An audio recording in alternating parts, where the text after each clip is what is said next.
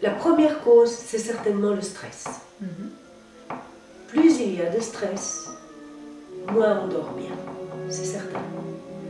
Alors, quand il y a des stress financiers, des stress d'emploi, des stress d'habitation, des stress familiaux, des stress de couple, des stress avec les enfants, des stress avec les voisins, etc. Et que tout ça s'accumule, on dort de moins en moins bien. Tu dois être toujours présent.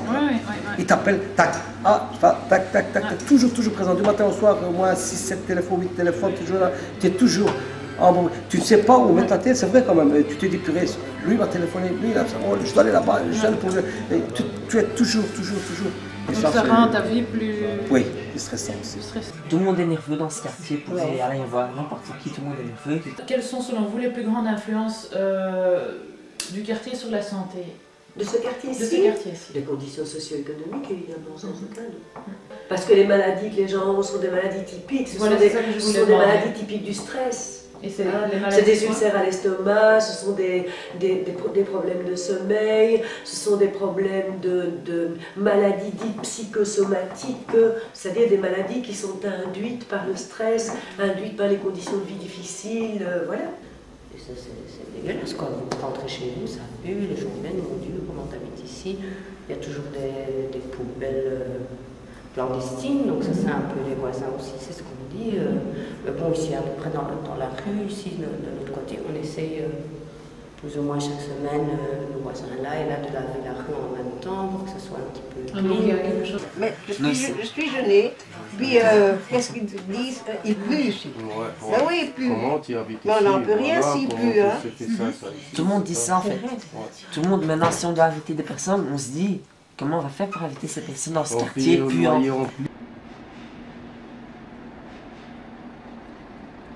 On ne sait pas se séparer d'ici, même si c'est sale, même si c'est pas bon vivre, on y revient, ça c'est un fait. And every day when you go and see garbage dirty on the street, that also is bad feeling.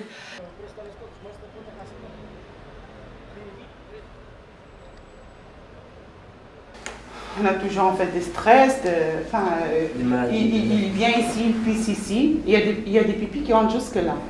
Alors chaque fois je dois changer le tapis qui est là, chaque fois on doit le changer, ouais. Les produits on nettoie, chaque fois on nettoie. Regardez par exemple moi j'ai ici un seau qui est avec de l'eau, oui. De l'eau, j'ai un seau, parce que je sais que le soir ils vont venir alors je dois encore jeter de l'eau. J'ai toujours 2 seaux en fait ici, toujours, sans plein avec des produits. Et je le jette ici pour nettoyer. Parce que c'est vraiment incroyable, c'est pas des choses en fait propres. Hein. Et puis la saleté, quoi. Parce qu'en fait toutes les poubelles de la rue Brabant, quand il y a du vent, tombent ici dans le bas. Tout ce qui est rue d'Ascot, des alcooliques et tout ça, ben, comme on a un renforcement de la porte, on trouve toujours des bouteilles qui sont épicées, enfin tout ce que vous voulez là. Des pantalons, des sacs, de tout ici on trouve, et donc c'est toujours ça. On demande, comme il n'y a pas de voiture, il y a des poteaux, on demande si on peut avoir des poubelles, comme ça si les gens passent, ils mettent leurs poubelles, parce que nous, si on doit à chaque fois ramasser les poubelles des gens, on va travailler avec la police propriétaire, comme on dit en Viette, je me demande si tu ne dois pas demander ta paye à la police propriétaire. Oui, j'ai dit ça, j'ai dit je vais aller demander mon salaire, moi, parce que... Il y a un balayeur ici qui passe. Oui, il y a des balayeurs qui passent, mais ils nettoient. Il nettoie, ça je peux dire. Il souffle, et tout ce qui est d'un côté, il nettoie au milieu.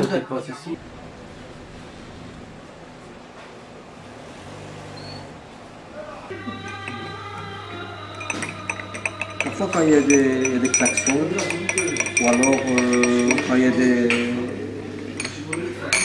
des klaxons, ça c'est une chose. Deuxièmement, quand il y a des voitures qui passent avec pas d'échappement. La moto. Oui.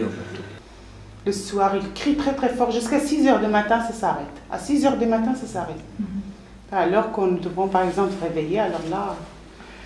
Parce que je pense qu'ils ont choisi la rue pour s'arrêter. En fait, ils laissent leur voiture là.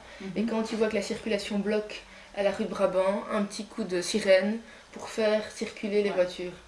Et donc ces coups de sirène, on les entend en permanence. Enfin, moi personnellement, pendant l'année, ça me dérange moins puisqu'on s'y habitue. Ouais. Mais pendant des périodes d'examen, ça devient très irritant et là on supporte moins les choses. Il y a des périodes comme ça où on supporte moins les choses. Ja, omdat zo'n verscheidenheid aan nationaliteiten is. Dus u vindt het ook een reden? Ja, absoluut. Ik zou nergens anders niet meer willen wonen. Het doet me pijn als ik mijn huur moet betalen omdat meer dan de helft van mijn pensioen is. Maar ik zou zelfs niet gratis in een andere wijk willen wonen. Woont u al lang in de wijk? Sinds 2005, waar ik 3 jaar gewoond had, moest ik verhuizen omdat dat huis zo kort werd. En in het begin is het moeilijk om het gewoon te worden. En dan zaten er veel van die kraaien met een afschuwelijk lawaai. Oei. Ja. Dat zijn ongeluksvogels. Ik heb die toch kunnen verjagen en dat zijn sterke duvels. Eux, on les connaît, il n'y a pas de problème, c'est des bonjours, des bisous, Et alors, mais il y a maintenant un arrivage de partout. C'est vrai. Il y a les Polonais. Oh, moi je ne suis pas raciste du tout. Hein. Quand ils passent, moi je dis Chamchin Dobre. Je vois un Marocain, Salam alaikum, ou bien alaikum salam. Henriette, si vous la voyez toute bleue, vous savez ce que quelqu'un. Alors il y a aussi des Espagnols. Là. Et c'est hola, ¿qué tal? Ça c'est pour ceux qu'on connaît bien. Ou bien c'est buenos días. Comment está, señor? Muy bien. Je ne peux pas trop me demander. Vous êtes multilinguiste. Oui, alors j'ai les Polonais, je l'ai dit. Oui. Alors, les Bulgares, t'as pas dit. Les Bulgares, c'est presque comme de l'espagnol. C'est bon Siena, et ça c'est le soir. C'est bon. Non, bon Siena c'est devant, et bon Serigna c'est le soir. Ça c'est un peu plus compliqué. Alors il y avait une chose, la Yougoslave avant, et ça c'est Dovidje.